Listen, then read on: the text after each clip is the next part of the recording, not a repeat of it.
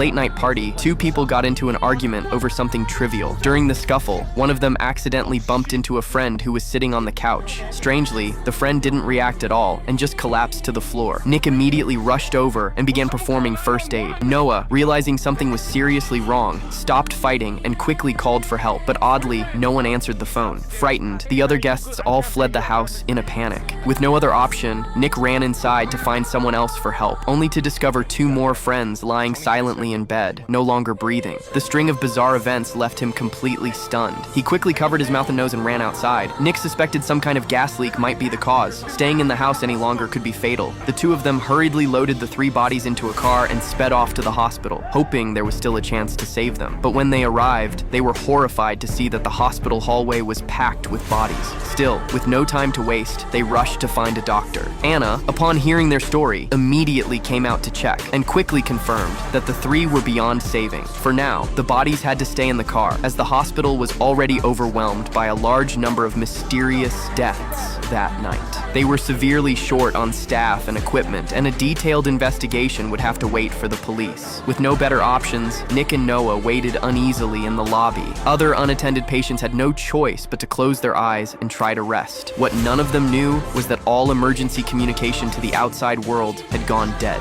Sensing something was terribly wrong, the hospital director quietly left everyone behind and disappeared. Anna could only helplessly turn to a nurse. The nurse said she'd stay to help, but after working all night, she needed a short rest first. What she didn't know was that her rest would be eternal. Soon, Nick was the first to notice something was off. He saw the old man who'd fallen asleep was now foaming at the mouth, clearly showing signs of unconsciousness. Nick rushed over to alert the man's family, but the next moment, the woman collapsed weakly to the floor. Hearing the noise, Anna ran over to check. Seeing how serious things were getting, she hurried to the break room to wake her colleagues, only to find they too had already lost their pulse. The mounting horror left everyone shaken, and with the police still unreachable, Anna began to suspect that something much larger was happening in the outside world. With no time to waste, they got in a car and headed toward the city. Just as they feared, the entire town was eerily silent. Anna fired a shot into the air, but no one came out to investigate. To confirm their worst suspicions, they searched the area and found that everyone had died silently